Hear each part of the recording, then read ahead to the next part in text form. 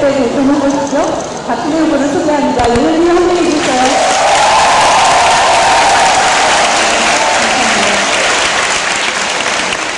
바쁘실 텐데 저희가 해주셔서 감사합니다. 저희가 처음 오신 건가요? 이 학생들이 많이 들어주세요. 저희가 마이크 켜고 있었고. 저희가 오시면서 학생들이 이렇게 많으시라고 생각하셨어요? 글쎄, 다른 수업도 모두 이제 학생들이 있으실 텐데, 이렇게 많이 참석해 주시고, 또 따뜻하게 맞아주셔서 정말 고맙습니다.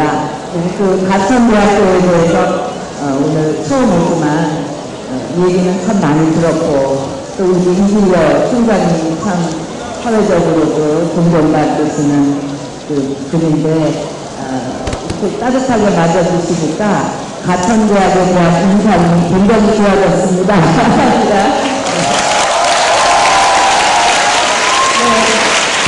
오늘 후보 일정 좀 빡빡하실 텐데 1시간 저희 대학생들과 함께 해주실 거고요.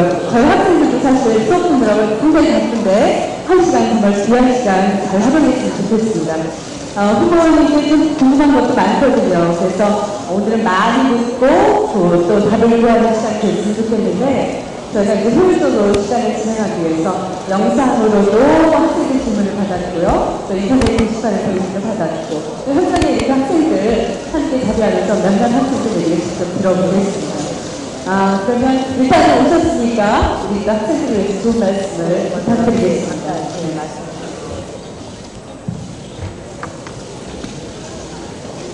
오늘 총여학생회에서 초청을 하셨는데, 우리 남학생도 많이 와 계시네요.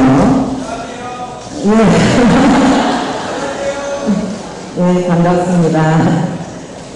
사실 우리가 남녀를 가리지만, 어머니, 남학생한테는 어머니, 또 누나, 여동생, 전부 여성이고, 또 여성들한테는 사랑하는 아빠, 오빠, 또 남편, 전부 남편 아닙니까? 그래서 여성의 문제가 남성들의 관심이고, 또 남성들로서도 사랑하는 가족들이 잘 돼야 행복하니까 구별할 필요는 없다고 생각을 합니다.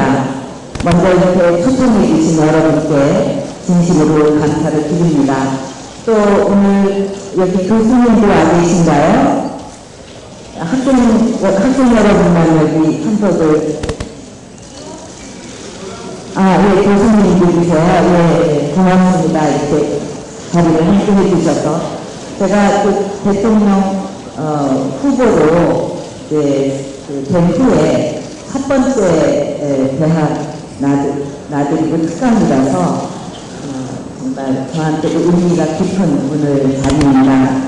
오늘 여러분들의 고민에 대해서 또 들을 기회가 될 것 같고, 또 제가 여러분과 이제 질의응답을 사이에서 작은나마 여러분들 여러 가지 어려움이 많은데 어떤 희망의 불씨랄까 그것을 여러분께 드릴 수 있었으면 정말 좋겠습니다. 지금 세계적으로 화물력이 굉장히 중요한 시대잖아요.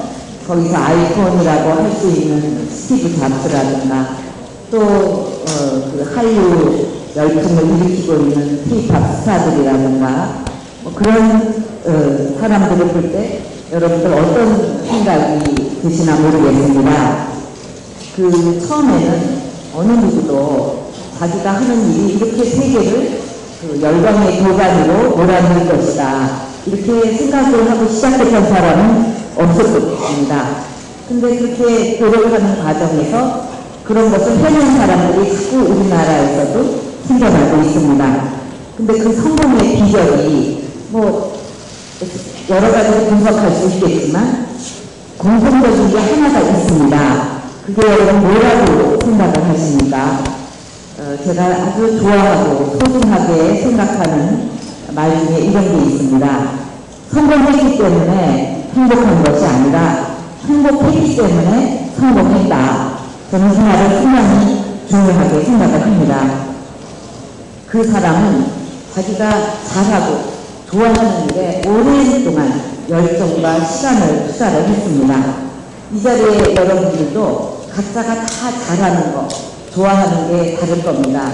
어떤 학생은 춤이나 노래 장면에 아주 소질이 뛰어나거나 어떤 학생은 유난히 사교성에 있어서 사회에 그거를 부러워하는 학생도 있고 또 그림에 소질이 많은 학생들도 있고 그런데 지금 우리 사회는 그런 그 다양성을 어떻게 다 이렇게 좀 무시하면서 스펙이라는 그 단어 하나로 우리 젊은이들을 획일적으로 묶어놓는 것이 아닌가 이렇게 저는 걱정을 하고 있습니다. 이렇게 돼서는 개인도 행복하지 않을 뿐 아니라 이런 사회는 국가 경쟁력도 키울 수가 없다 하는 것이 이제 저의 평소 생각입니다. 그래서 저는 이런 사회를 꼭 변화시키고 바꿔서 우리 대한민국 그 젊은이들이 세계 어디 내놔도 그 끼와 재능에 있어서 그 어디 내놔도 부족함이 없다고 생각을 합니다. 그렇다면 그런 끼와 소질, 또 각자가 타고난 잠재력을 마음껏 발휘할 수 있는 그런 나라를 만들어야 되지 않겠는가. 그것이 이제 제가 꼭 이루고 싶은 꿈입니다. 요즘 그 강남 스타일 여러분 다 보셨죠? 네. 그게 지금 조회수가 얼마나 됐습니까? 제가 얼마 전에 보니까 5천만 번이 넘고 그 다음에 보니까 1억 8천 정도 지금 2억 넘었습니까? 네. 우리나라의 가수가 저렇게 그냥 뉴욕의 맨하탄 한복판에서 이렇게 정말 그 미국인들 젊은이들을 열광시키고 또 그 한국말로 그 미국 젊은이들이 또 강남 스타일을 따라 부르고 이런 거 좀 상상하기가 몇 년 전에는 어려웠는데 그런 일들을 보면 우리 국민, 우리 젊은이들의 이 잠재력, 소질 이거 대단하다. 어디에도 뒤지지 않는다.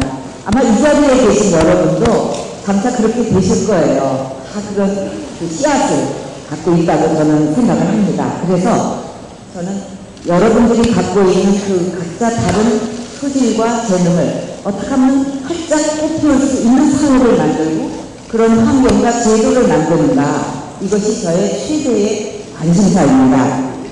그래서 자기가 좋아하고 잘할 수 있는 것을 열정을 갖춰서 함으로써 또 그것으로 노력하면 꿈을 이룰 수 있는 대한민국.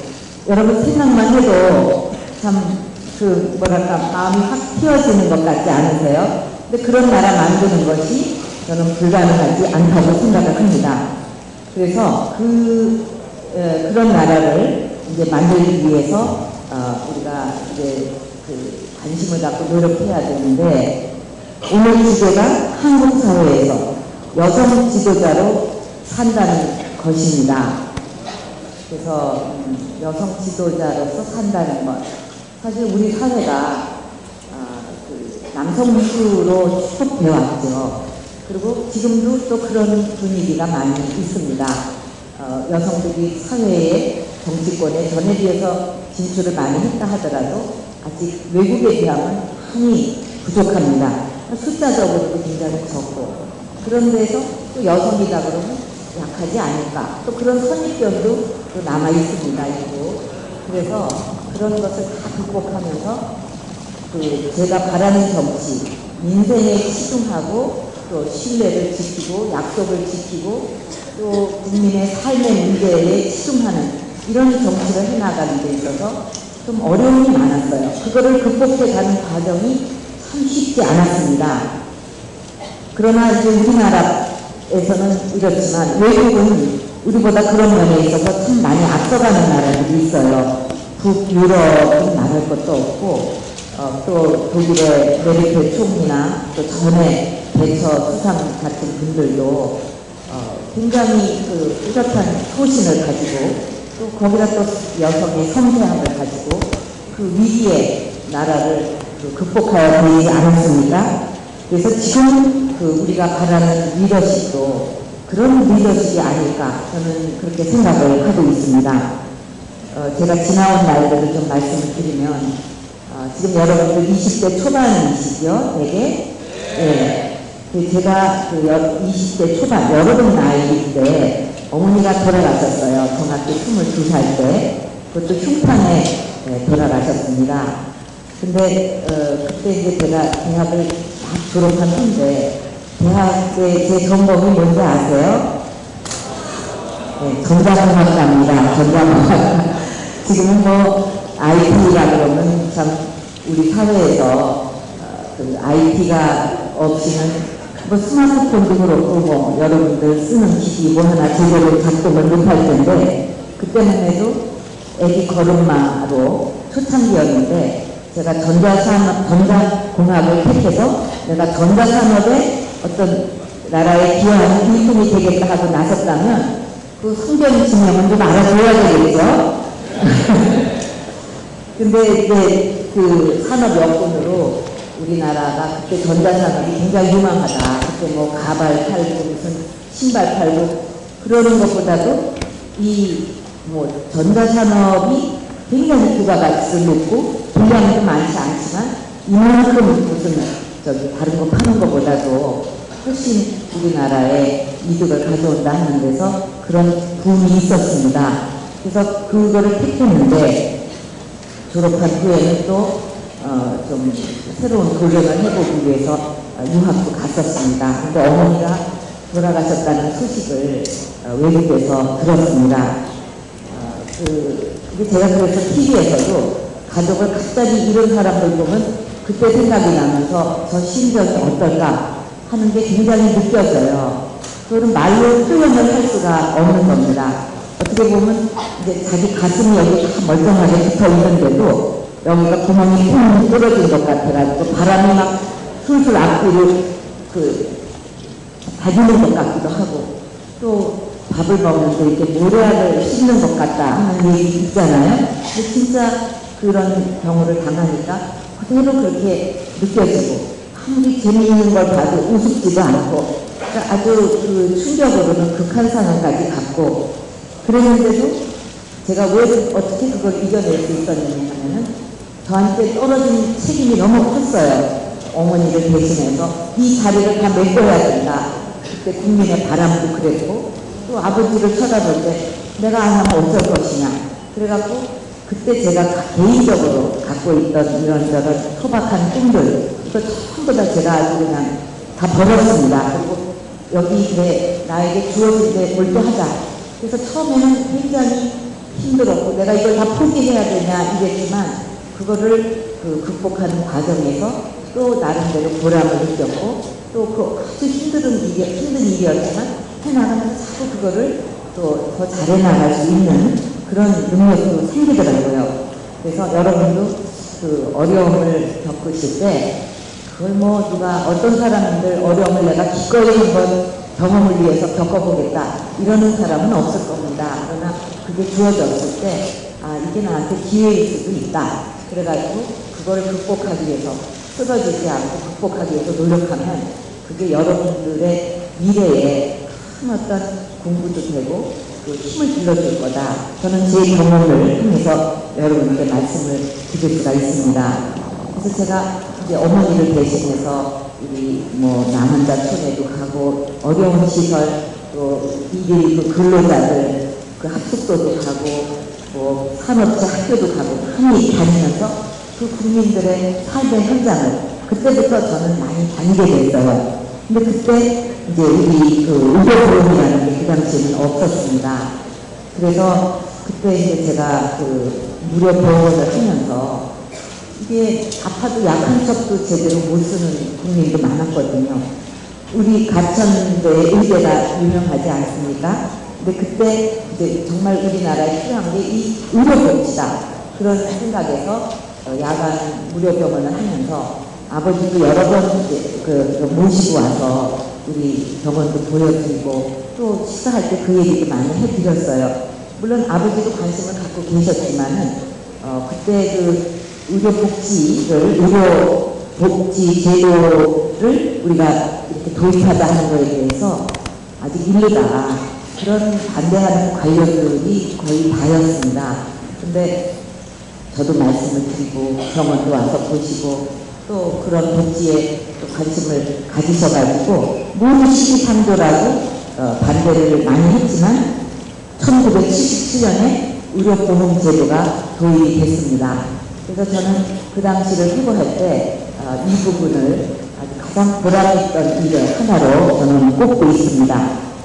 그렇게 또 5년을 보냈는데 이번에는 아버지가 또 심판에 돌아가셨어요. 그래서 두 분을 다 이제 그렇게 보내드리고 청와대를 나와서 이제 참 평범하게 살자. 아유, 부모님 저렇게 공적인 임무를 지고 사시는 모습이 자유도 없고 너무 정말 제가 볼 때 부럽지가 않았습니다. 그랬는데 어떻게 운명이라는 게 그냥 뭐 내가 하고 싶은 대로 갈 수 있도록 만들지를 않는 것 같아요. 여러분도 아마 사시면서 난 이렇게 살고 싶다 하는데 본의 아니게 또 방향이 틀어질 수가 있습니다. 그러니까 1997년에 IMF 이 사태가 터지고 나서 제가 생각을 했죠. 아니 어떻게 만든 나라인데 제가 산업 현장이나 새마을 운동하는 분들 다 보면서 얼마나 땀 흘려서 한번 우리 잘 살아보자 하고 노력하는 걸 다 봤는데 또 저 열사의 나라 사우디아라비아 뭐 이런 데 가서 그 더운 날에 그냥 땀을 뻘뻘 흘리면서 그 나라 사람들이 그래서 한국 사람들은 어떻게 된 사람들이 이 뜨거운 낮에도 일을 했느냐 이렇게 놀랄 정도로 일을 해서 돈을 벌고 그랬거든요. 그런 피땀을 흘려서 이렇게 세운 나라가 이거 무너지면 안 된다. 그래서 그때는 길거리 가다 화려한 크리스마스 트리를 보고도 좋은 게 아니라 눈물이 눈에 확 고이면서 가슴이 뭉클해지고 그거는 뭐 어떻게 할 도리가 없어요. 저도.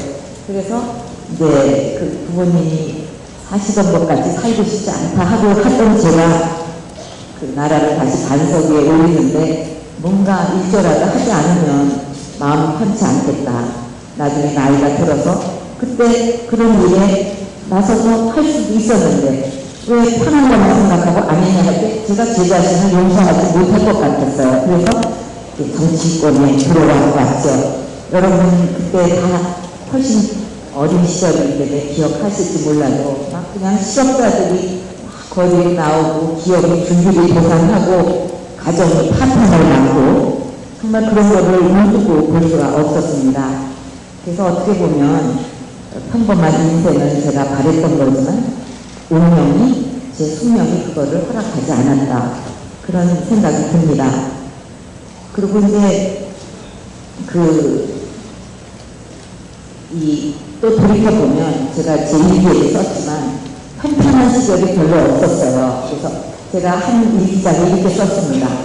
비바람, 번개치고, 눈보라 날리고 도대체 내 인생에 어떻게 이렇게 하루도 편안한 날이 없느냐 그렇게 쓴 적도 있는데 정치권에 들어와서도 또 그 당이 위기를 맞을 때마다 어떻게 저보고 이거를 살리라고 그래가지고 또 그게 다 제 책임이 됐습니다.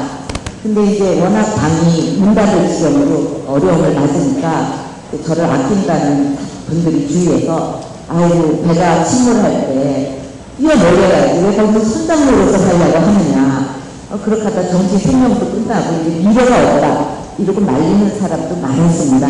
그러나 제가 생각을 했죠. 근데 내가 정치를 왜 여기로 들어왔느냐 이 편한 날로 들어온 게 아니라 뭔가 국민 삶에 정말 일조라도 하겠다고 들어왔다면 이런 때에 최선을 다해보지도 않고 피한다는 것은 안 된다고 생각을 했고 또 우리가 그때 문을 닫고 포기를 하면 우리나라의 그 정당이 하나밖에 없지 않겠습니까? 그럼 이렇게 균형이 깨진 나라는 위험하다. 그러니까 이 정당을 살려야 된다. 그런 생각도 했고 또 정당이라는 게 국민의 뜻을 반영하기도 하고 대신하기도 하고 또 삶을 챙기려면 예산이고 정책이고 또 법이고 이거 다 만들어야 되는데 한쪽이 무너져 내릴 때 우리나라 어떻게 될 거냐 하는 걸 생각할 때 이거는 나중에 제가 100% 책임지고 정치 생명이 끝나더라도 해야 된다. 안 하면 더 후회를 할 거다. 그렇게 생각을 해가지고 맡았습니다. 그런데 이제 거기서 제가 두 번 우리 여러분들하고 당원들 많은 분들하고 노력을 해서 당을 다시 세우면서 국민들께 굉장히 감사한 마음을 갖게 됐습니다. 그러지 않아도 저야 국민들께 감사드릴 일이 많지만 특히 그 당을 국민들이 아유 저 당은 안 되겠다 하고 외면한다고 싫다고 하면서 다시 가서 호소를 하고 믿어주시라고 그러고 우리가 잘못했는데 이거는 이렇게 해서 꼭 여러분들께 이렇게 보답하겠다고 할 때 그 마음이 쉽게 돌아서는 게 아니잖아요. 한번 미우면 그게 한참 가는 건데 제가 가서 그렇게 호소하고 또 이렇게 잘하겠다고 약속을 드리고 약속도 어마어마하게 많이 했습니다. 그럴 때 다시 믿어주고 믿음을 주고 다시 당이 일어설 수 있도록 국민이 해주셨다는 그 부분에 대해서 벌써 2번이나 큰 경우에 저는 절대로 그것을 잊어서는 안 되고 잊을 수가 없습니다. 그리고 어떻게 보면 그럼에도 불구하고 다시 믿음을 주셨다는 게 우리 국민의 저력이고 그런 선거가 국민의 승리다. 그렇게 생각을 합니다. 그래서 이런 그 위대한 국민들께 이제 제 남은 정치 여정에서는 반드시 보답하겠다. 그동안 약속드린 거, 그 믿음을 줄 적에는 내가 믿어줄게. 그걸로 그 믿음을 주신 게 아니라 그러면서 이렇게 국민을 행복하게 해드리겠습니다 하고 많은 약속을 한 것을 저 사람이 지킬 거다. 저 당이 어떻게든지 해낼 거다 하는 그 믿음이기 때문에 저는 반드시 이것을 지켜서 행복한 대한민국이 사는 나라를 만들므로써 우리 국민들께 보답을 하겠다는 그것이 이제 저의 가장 소중한 목표이고 또 그래서 또 출마도 하게 됐습니다. 사실은요. 대선에서 승리를 해야 그 약속을 지킬 수 있지. 야당이 돼갖고는 이 약속을 못 지킨다 하는 생각이 저로 하여금 더 열심히 노력하게 만드는 것 같습니다. 그래서 이제는 국가의 패러다임이 국가 중심이 아니라 국민의 삶, 국민 개개인을 중심으로 이 패러다임을 바꿔서 우리 국민이 꿈을 꿀 수가 있고 또 내가 땀 흘려 노력하면 꿈을 이룰 수 있고 내 창의력을 마음껏 발휘할 수 있다 한다면 그 잠재력이 발휘가 됨으로써 국가가 발전하면 그런 국민을 더 크게 뒷받침할 수 있고 그런 국민들은 더 마음껏 능력을 발휘할 수 있고 이런 선순환이 이루어짐으로써 우리 대한민국은 발전할 수가 있다. 이렇게 저는 믿고 있기 때문에 앞으로 우리 청년 여러분들을 비롯해서 우리 각계의 우리 국민들이 지역에 할 것 없이 꿈을 이룰 수 있는 그런 나라를 만들기 위해서 최선을 다하겠고 저의 모든 것을 다 바치겠다. 그렇게 마음을 먹고 있습니다. 그 가족도 없지 않느냐, 그러면 어떻게 가족을 아느냐 그러는데 사실은 저는 부모님을 그렇게 흉탄에 다 잃고 그런 오붓한 가정을 그 20대 젊은 때에 잃어버렸기 때문에 오히려 그 가족에 대한 소중함, 행복한 가정 이거에 대한 열망이 더 강합니다. 그래서 저는 어떻게 제 꿈을 이루느냐 하면 우리 국민 가족 한 가족이 정말 행복하고 아이도 행복하게 키울 수 있고 교육으로 그렇게 가정이 큰 짐을 안 갖고 얼마든지 어느 가정이 태어나든 가난하든 어쨌든 교육을 받고 싶은 사람 누구나 받을 수 있고 노후가 됐을 적에도 불안하지 않고 이런 그 가족이 모여 사는 행복한 가정을 내가 꼭 이룰 수 있는 나라를 만들겠다. 그래서 그런 가족이 행복한 모습을 볼 때 저는 제 일같이 기뻐요, 사실은요. 그래서 그런 제가 가족을 저는 못 가졌지만 우리 국민들이 그런 행복한 가족 생활을 할 수 있게 또 우리 청년들이 저는 아들이 없고 딸이 없지만 동생 같기도 하고 아들, 딸 같기도 하는 여러분들이 정말 기쁘게 이렇게 자기 능력을 발휘하면서 아주 보람되게 정말 행복하다 하고 살 수 있는 그런 나라를 만드는 것이 저의 꿈이고 저의 행복이다. 그렇게 저는 확실하게 말씀드릴 수 있고 여러분이 대학을 졸업해서 사회에 나왔을 때는 여성이라서 좀 직업 생활을 하는데도 일과 가정을 양립하는데도 손해보지 않도록 억울한 일이 없도록 우리 또 젊은 청년들도 억울한 일이 없이 어떤 일자리를 잘 만들 수 있도록 하는데 모든 노력을 다 기울인다고 생각합니다. 최선을 다하고 거기에 모든 것을 바친다면 그거를 이룰 수 없겠느냐. 저는 그렇게 자신을 갖고 있습니다. 그래서 우리 젊은이들한테 꼭 희망을 드리고 싶고요. 이제 제 얘기는 여기서 일단 마치겠습니다. 그리고 여러분들이 이제 질문해 주시는 그거를 보면서 좀 더 구체적으로 또 여러분들 궁금하신 데 대해서 말씀을 드리도록 하겠습니다. 이상 마치겠습니다.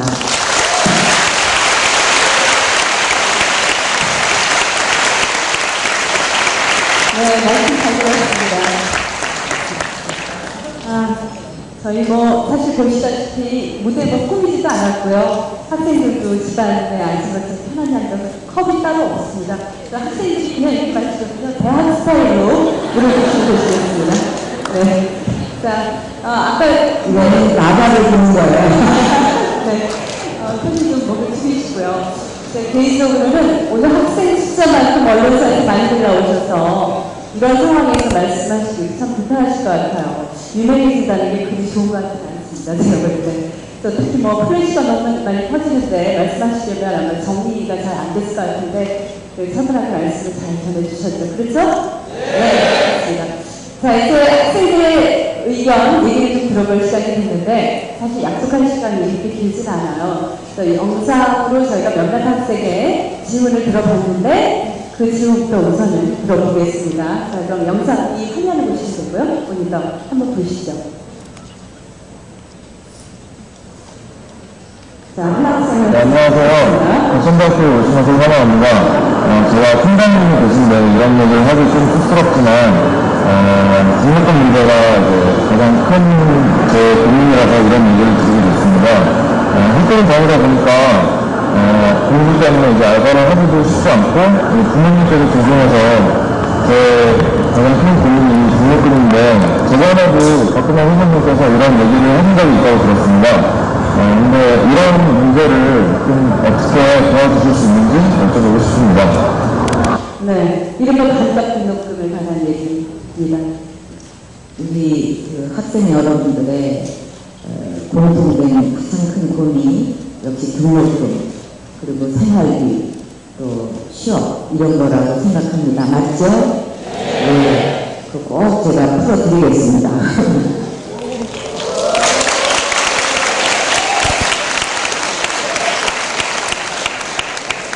먼저 등록금과 관련해서는 제가 사실 재정이 문제지 않겠어요. 무슨 얘기를 해도 과연 재정으로 뒷받침이 될 건가 하는 게 이제 문제인데 그거에 대해서도 이 재정으로 이렇게 뒷받침하겠다 하는 그 프로그램도 확실하게 세워놨습니다.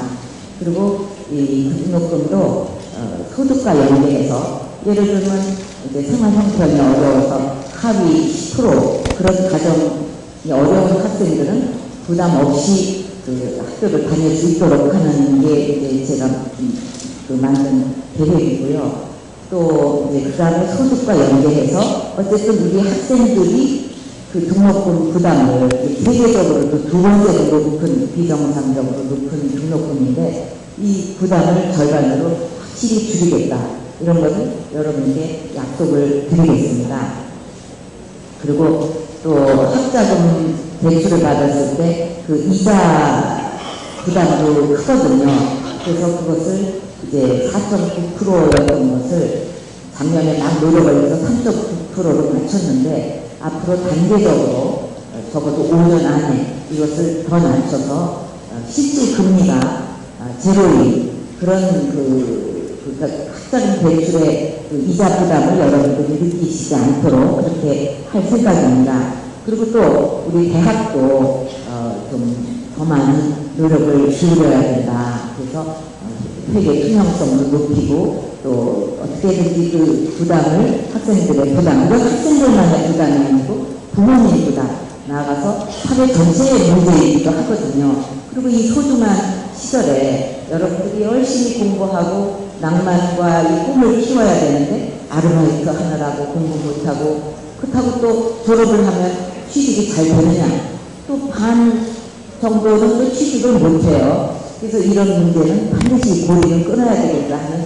생각을 가지고 있습니다. 이거는 우리 미래를 위한 일이기도 하기 때문에 어쨌든 돈 걱정으로 하고 싶은 공부를 못하는 일은 없도록 하겠다 하는 그런 목표를 가지고 제가 세운 계획을 실천해 나가고 있습니다.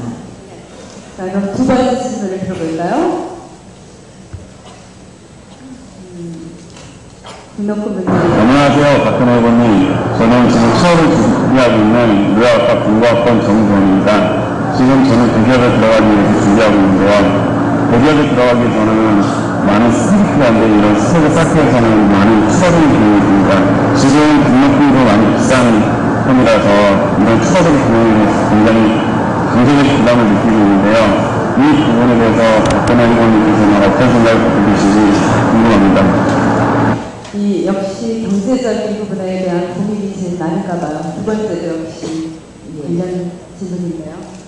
네, 이 스펙이라는 거 사실은 나중에 그런 일을 하게 되는 것도 아닌데도 계속 토익 점수 높이겠다고 또 학원 다녀야 되고 또 나중에 결국 필요도 없는 자격증 딴다고 또 돈 들이고 시간 들이고 이건 다 낭비고 청년들한테도 참 어마어마한 부담입니다. 그래서 그 스펙을 초월하는 그런 그 취업 시스템을 만들 것입니다. 상당히 많이 진행이 되고 있고 또 국회에서도 그걸 가지고 공청회 세미나도 열었는데 결국은 이겁니다. 이 스펙 또 뭐 어느 학교를 나왔다 이런 거 관계없이 고등학교만 나와도 됩니다. 그 어떤 이제 교육생을 뽑는 거예요. 뭐라고 뽑느냐면 스펙으로 뽑는 게 아니라 그 학생이 어떤 소질이 있고 어떤 열정이 있고 어떤 그걸 좋아하는가 이런 것을 보고서 교육생을 뽑습니다. 그래가지고 거기 멘토단이 다양한 분들이 멘토로 하면서 내가 이런 일을 하고 싶다. 나는 이런 꿈을 갖고 있다면 그거를 상담하면서 그쪽으로 갈 수 있게 이끌어줍니다. 또 이런 교육이나 이런 직업훈련이 필요하다 그러면 그 교육을 받는 방법도 다 친절하게 안내를 하고 그러면 그 젊은이가 이제 이런 거를 할 수 있고 이런 교육도 받고 이런 걸 잘한다. 그 정보를 전부 인재은행에다가 보내줍니다. 그러면 인재은행에서는 그것을 그 DB로 만들어서 이런 젊은이는 이런 능력이 있고 이런 것을 하고 싶어 한다. 그러면 또 기업이나 다른 쪽에서 또 그것을 보고서 서로 맞출 수가 있는 거죠. 그렇게 연구를 해주는. 그래서 그런 그 공부를 할 때 학생이 필요하면은 또 그 생활을 할 수 있게 도와줘야 되고 그런 여러 가지를 포함해서 그런 시스템을 만들 것이고요. 그 다음에 또 하나는 그 직무 능력, 그 표준을 만들려고 그럽니다. 각 공무원 중에서 예를 들면은 이런 공무원으로서도 일이 다양하잖아요. 또 이런 직업을 가지려면 이런 직무 능력이 필요하다. 그럴 때 그 능력 그 표준을 만드는 겁니다. 그래서 이 일을 하려면 이런 일들을 할 수 있어야 되고 그런 게 쭉 만들면은 그거를 그 능력을 갖게 되면 거기에 취직을 할 수 있도록 학벌이나 이런 거하고 관계없이. 근데 우리나라의 직무 능력을 이렇게 표준을 만들 때 보니까 한 900개 정도 표준이 필요한데 지금 한 290개를 개발을 했다고 합니다. 그러면 나머지는 이제 조속한 시일 내에 개발을 완료해서 그걸 보고 우리 젊은이들이 나는 이런 일을 하고 싶은데 내가 거기 가려면 이런 직무 능력이 필요하구나 이렇게 해서 갈 수가 있습니다. 근데 고등학교만 나오고도 그거는 가능하죠. 그 직무 능력이 있으면. 근데 또 혹자는 그러면 또 스펙 공부하듯이 또 일 하나 더 생기는 거 아니야 이렇게 걱정하는 학생들이 계실 것 같은데 전혀 부담이 안 되는 것이다. 왜냐하면 이거는 옆에 사람하고 점수가 몇 점이 더 높으냐 낮으냐 이런 상대 비교가 아니라 절대 평가예요. 이걸 할 수 있냐 없냐 그게 중요한 겁니다. 그리고 사교육으로 갑자기 단기에 가가지고 뭐 속성으로 배워서 될 일이 아니고 내가 이 직장을 가고 싶다 하는 것 가지고 계속 그 경험을 쌓고 또 거기에 대한 어떤 그 관심을 갖고 학습한 걸 가지고 그 잠재력이나 능력을 평가하는 것이기 때문에 공부를 해서 될 일은 아닙니다. 사교육을. 그래서 부담 없이 그런 식으로 하고 뭐 조금 더 얘기를 해도 된다면 이제 이런 시스템도 만들면서 동시에 역시 우리 젊은이들이 좋아하는 그런 또 일자리가 많이 생기는 이런 부분을 우리가 많이 활성화해야 된다. 그래서 여러분들 중에는 벤처기업이나 창업을 하려는 의욕을 갖고 있는 분도 계실 텐데 그런 거를 할 때 그 엔젤 투자자들에게 어떤 인센티브를 줘서 우리 그런 창업이나 이런 데 투자할 수 있도록 또 그 M&A 있죠. 그러니까 어떤 기술을 개발을 해갖고 그걸 가지고 끝까지 내가 사업을 일으키겠다 할 때 중간에서 실패할 경우가 많습니다. 그걸 개발해서 M&A를 통해서 다른 회사에다 더 큰 회사에다 넘기고 자신은 또 다른 기술을 개발할 수 있거든요. 근데 그런 M&A가 이제 활성화되도록 한다든가 뭐 하여튼 그런 여러 가지 쪽으로도 또 노력을 기울이고 있습니다. 시스템 정착적으로 얘기를 해주셨네요. 세 번째 질문을 들어볼까요? 동영상으로 세 번째 질문 함께 보겠습니다. 안녕하세요. 저는 과천대학교 1학번 부탁관 이서아라고 합니다. 저는 어렸을 때 여성 대통령이 되는 것이 꿈이었는데요. 그런 면에서 박근혜 후보님은 여성의 면에서는 정말 존경스럽고 멋진 분이라고 생각하고 있습니다.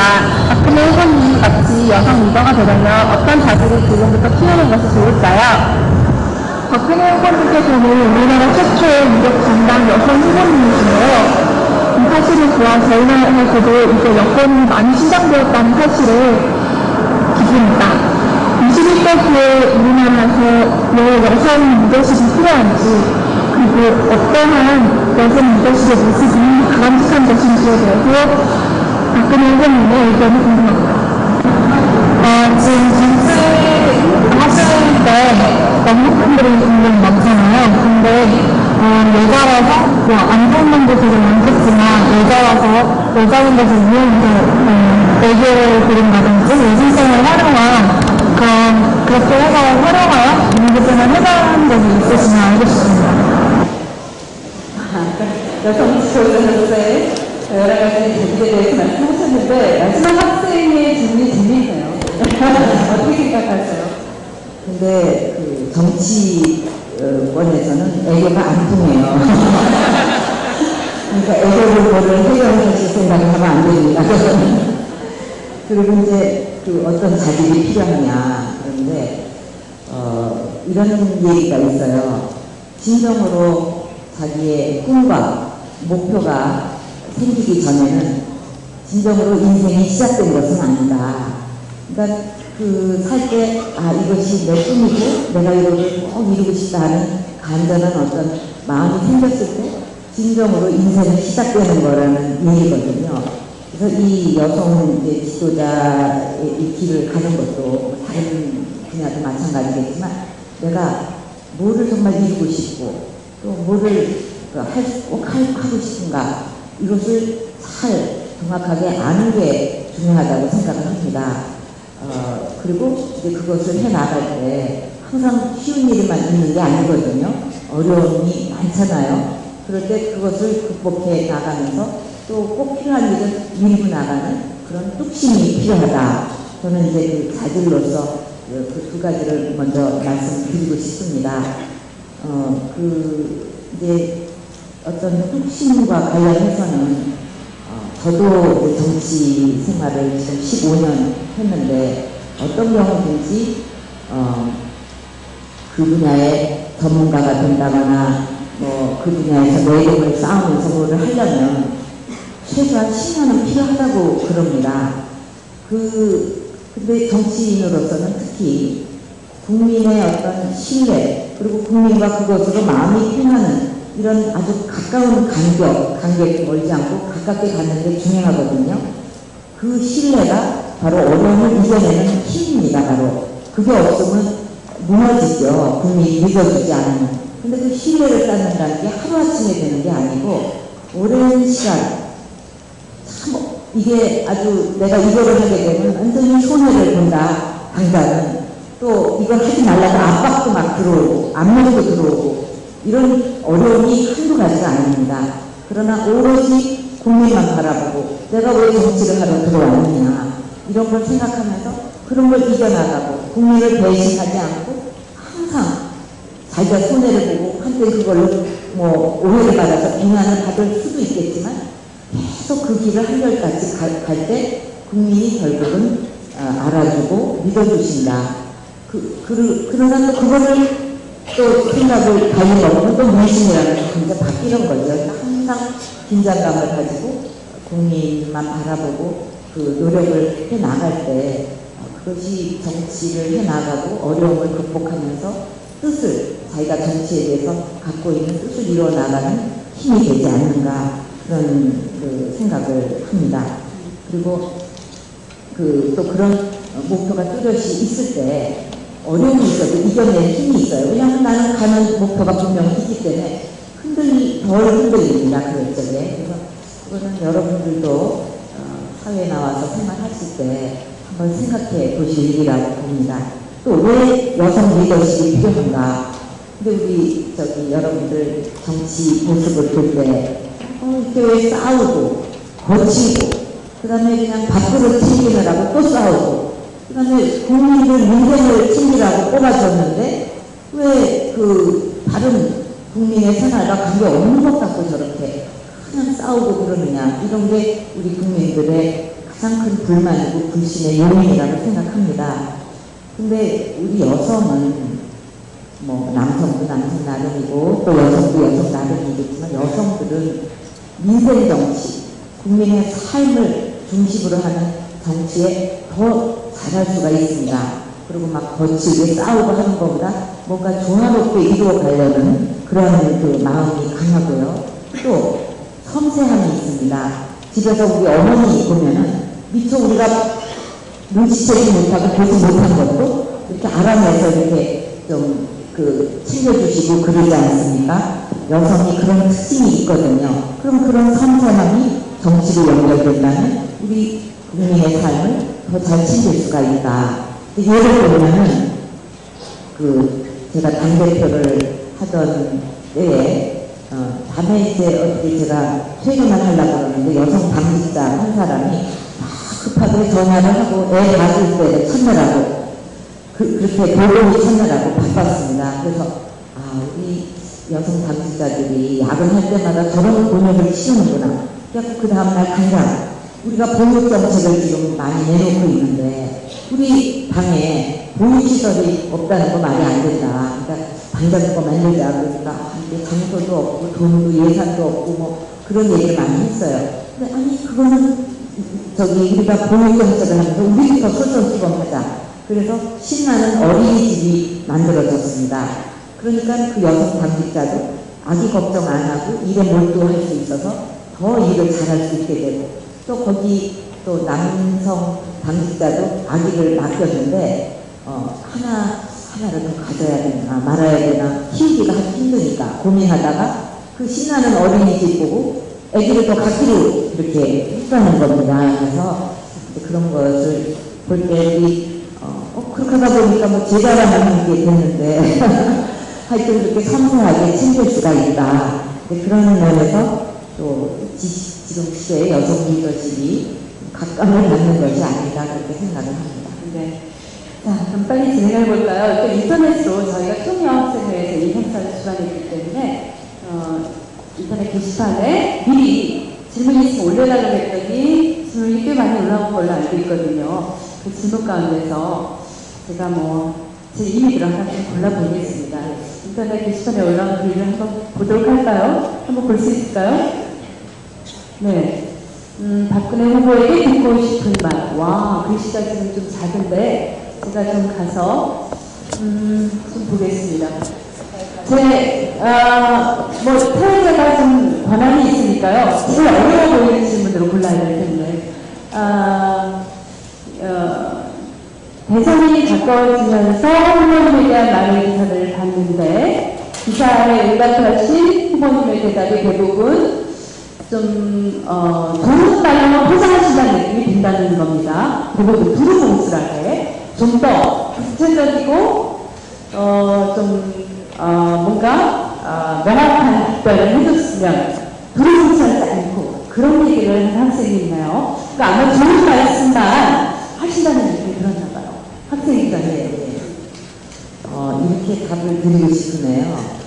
여러분들이 이제 그런 인터넷에 뜬 기사를, 제 얘기를, 관심 있게 보신다면, 그게 두루뭉실하지 않다고 느끼실 거예요. 사실은 다른 어떤 사람보다, 다른 후보들보다도 제 답변이 가장 실질적이고 구체적이라고 저는 생각을 하고 있습니다.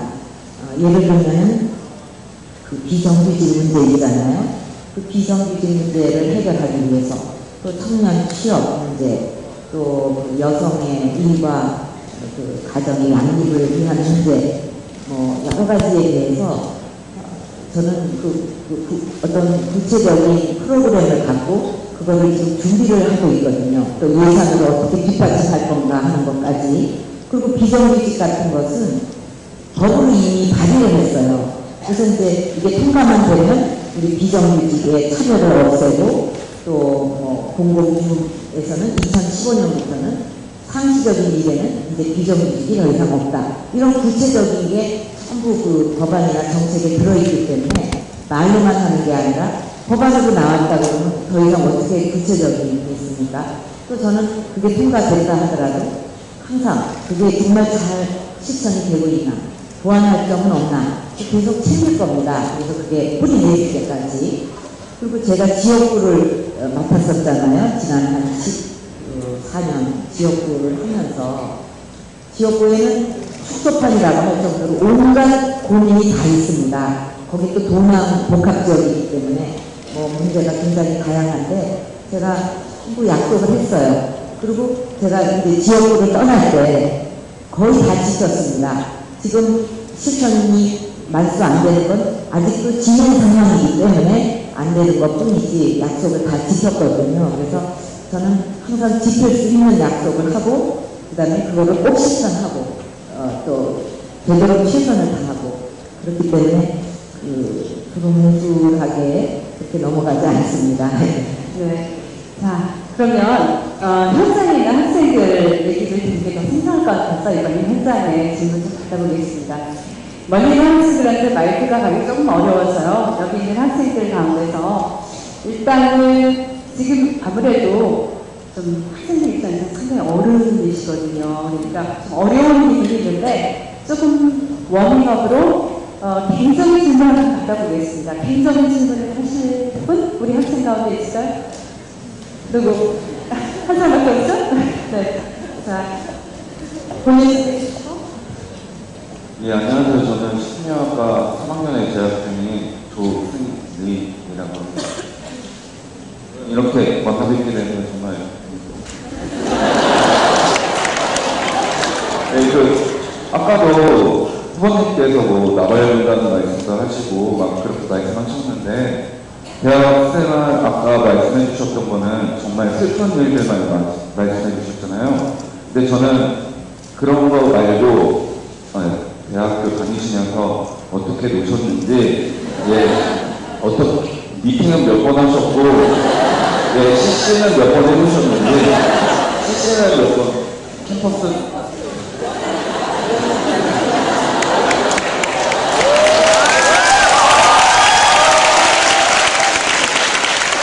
그거 듣고 싶습니다. 그게 다요? 네. 다시 말씀드리면 캠퍼스 커플. 대학내 연애를 해보셨느냐. 왜냐하면 우리 학생 혹시 캠퍼스 커플이에요? 저희 학교에서 많거든요. 아마 학생들 관심사의 모양입니다. 그래서 제가 이런 질문을 받으면서 참 안타까운 게 내가 그때 연애를 열심히 했었어야 된다. 그러면 이것도 얼마나 풍성한 기회로 듣는 분들도 참 즐거운 얘기가 될 텐데 이 소재가 비약하다. 이게 참 안타깝습니다. 근데 지금은 캠퍼스 커플이라는 게 안 쓰세요. 참 많더라고요. 그리고 연애를 이렇게 아주 공개적으로 그냥 하는데, 제가 대학교 다닐 때만 캠퍼스 커플이 없었어요. 있었어도 얘기를 안 했을 것 같고, 또 연애를 한다고 뭐 이렇게 남이 다 알게 이렇게 하는 일이 없었기 때문에 그런 거는 없었는데, 어떻게 저도 이게 뭐 운명적으로 그렇게 됐는지 별로 그럴 기회가 없어가지고, 또 이제 전자공학과가 제가 유일한 여학생이었어요. 그러니까 뭐 전부가 다 남자 친구들이죠 뭐. 근데 이제 제 동창생이, 고등학교 때 동창생이 다른 학교를 다니는데 우리 학교를 방문을 했어요. 점심시간에. 그래갖고 여기 왜 이렇게 남학생이 많아? 그러는 거예요. 근데 저는 남학생이 많다고 생각을 안 했거든요. 그러니까 여학교에다가 오니까 전부 보이는 게 남학생 뿐이에요. 그래서 저는 그런 환경에서 많이 살아가지고, 뭐 연애를 특별히 해야 된다 하는 생각을 또 안 했는지도 모릅니다. 그래서 별로 거기에 대해서는 좀 그런 말씀입니다. 학생들은 무척 궁금했는데, 그럼 미팅도 안 해보셨어요? 미팅? 예, 미팅도. 와. 네. 네. 그럼 여기까지 듣고요. 또 다른 질문 한번 받아볼까요? 혹시 다른 질문 있는 학생? 여학생? 네.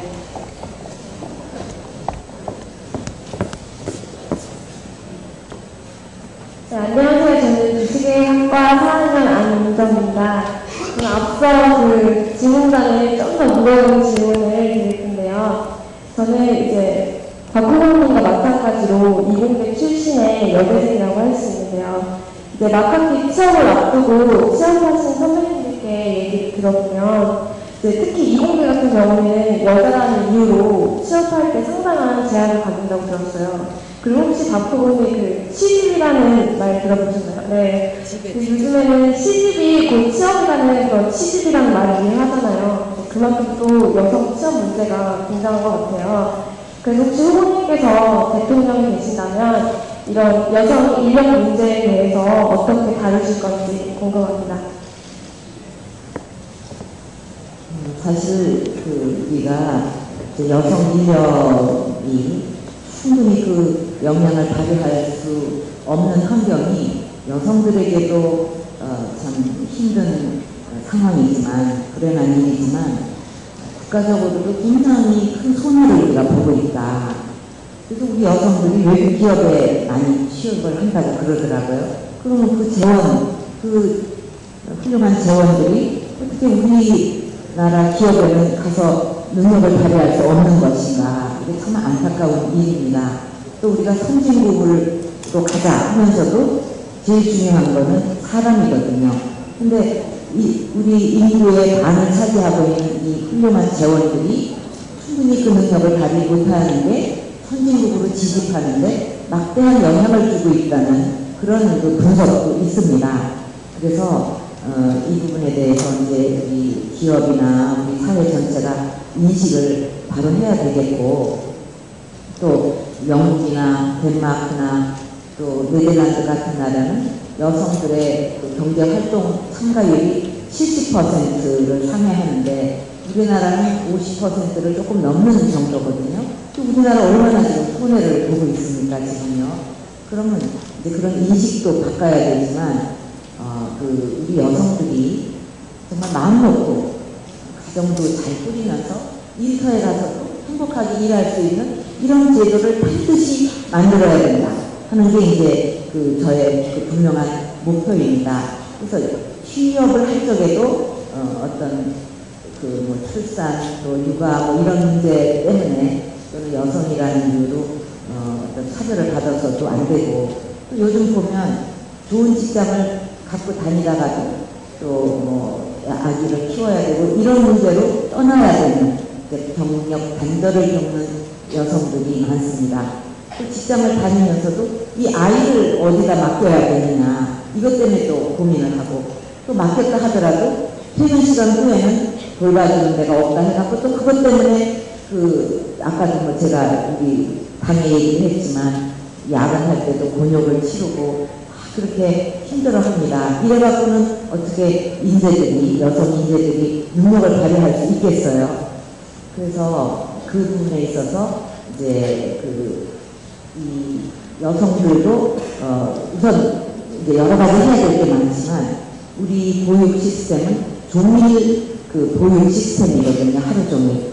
근데 전업주부라든가 또 파트타임 하는 그런 주부들이나 이런 다양한 직업을 가진 여성들은 좀 시간대로 자신이 필요한 날 그때 이렇게 아기를 맡길 수 있는 그런 시간제 보육 시스템을 원합니다. 그래서 그것도 그런 시스템으로 좀 바꿔야 되지 않을까 그런 거를 준비를 하고 있습니다. 또 이제 다육아 휴직도 있다 하지만 여성들이 좀 눈치도 보이고 부담을 느끼거든요. 근데 아기 키우는 것은 아빠의 책임이기도 하고 또 아기가 크는 모습을 보면서 기쁨을 느끼는 것은 아빠의 권리이기도 하거든요.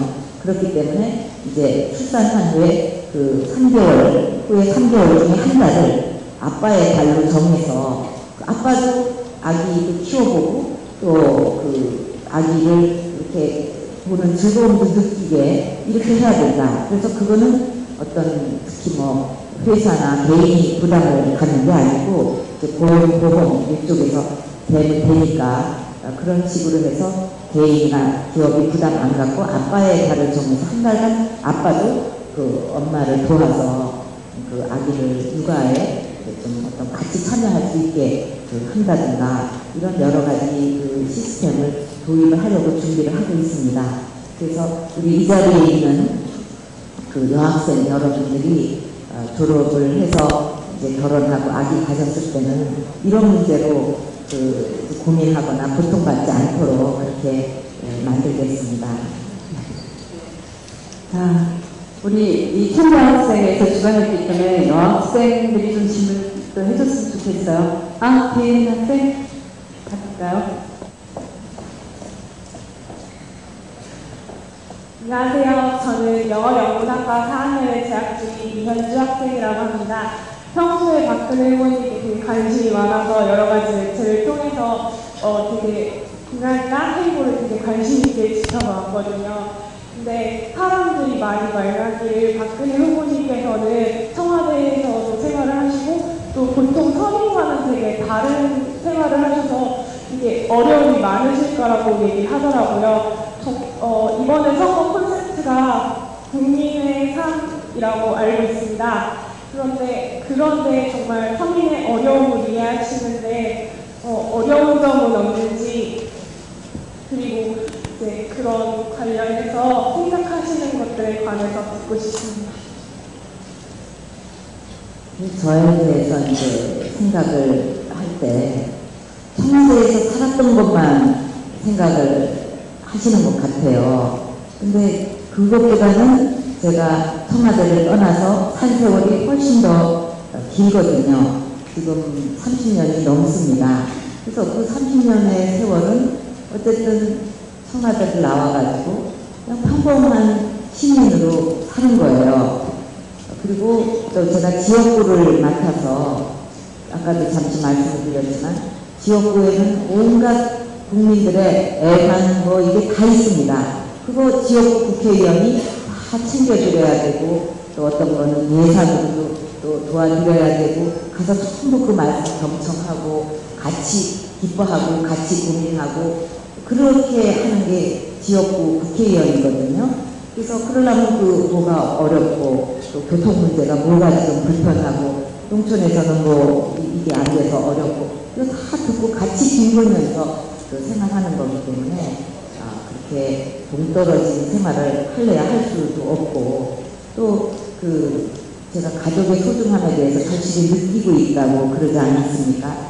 가족의 행복이라는 그런 결핍에 대해서 제가 굉장히 느끼는 바가 많기 때문에 어떻게 하면 행복한 가정이 되도록 하느냐 하는 그런 데에 대해서 애인들이 서로의 뭐가 필요한지 이거 잘 알잖아요. 사랑하니까 관심을 갖고 보게 되면 이거 해줘야 되겠다. 뭐 이렇게 서로 잘 통하잖아요. 근데 저는 마찬가지라고 생각합니다. 그런 관심과 어떻게든지 이거를 좀 해결하겠다는 의지, 이런 것이 굉장히 중요하다. 그렇게 말씀을 드릴 수가 있겠습니다. 네, 그 학생들 직접 질문 들어보셨는데요. 늘 평소에 많이 듣는 질문들이시죠? 아마 뭐 많이들 평범한 생활에 대해서 아시느냐, 뭐 혹은 연애를 해보셨느냐 이런 얘기 많이 들어보셨을 텐데 이게 학생들의 의성을 직접 들으시니까 어떠세요? 사실은 더 많은 질문이 있는데요. 오늘 시간도 마감을 해야 될 시간이기도 해서 오늘 함께 하신 소감, 그리고 마지막으로 꼭 간구하시고 싶은 얘기 있으면 들려주셨으면 좋겠네요. 아니, 저는 아주 즐거웠습니다. 여러분도 그러셨기를 바라는데 혼자 즐거우면 안 되잖아요.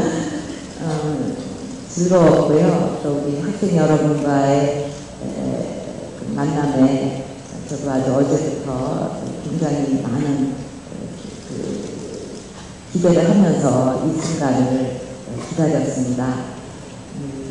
여러분들이 지금 대학 시절이라는 건 어떻게 보면 참 인생에서 자유롭고 소중하고 꿈을 막 키울 그런 때인데, 우리가 아까 한참 얘기했지만 학점 관리, 스펙 쌓기, 또 등록금, 취업 걱정, 생활비 걱정 이런 걸로 너무 여러분들의 어깨에 무거운 짐이 얹혀져 있는 거, 또 그게 지금 아직 해결 안 되고 있는 게 참 안타깝습니다.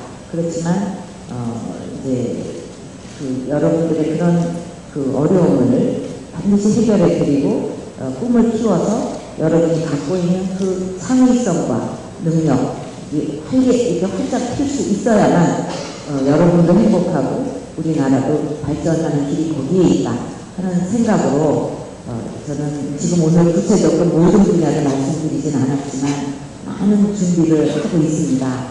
그래서 여러분들이 이제 졸업을 하고 사회에 나왔을 때는 또 학교의 대학교 등록금 문제도 물론 해결해야 되지만 정말 지금보다 보다 나은 여러분들이 꿈을 가질 수 있고 노력하는 내 꿈을 이룰 수 있는 그런 나라를 반드시 만들어서 여러분들한테 선사하고 싶습니다. 저는 최선의 노력을 다 하겠습니다. 고맙습니다.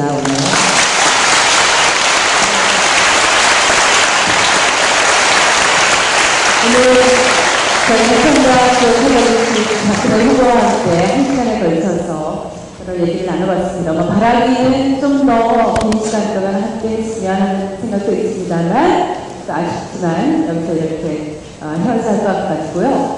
여러분 오늘 이렇게 또 만나뵀으니까 좋아하는 인증샷도 필요하죠? 인증샷도 시간을 드리겠습니다. 그럼 함께 직접 와서 인사 나누시고 또 사진 촬영도 할 수 있는 시간 좀 갖도록 할게요. 네, 여러분 수고하셨습니다.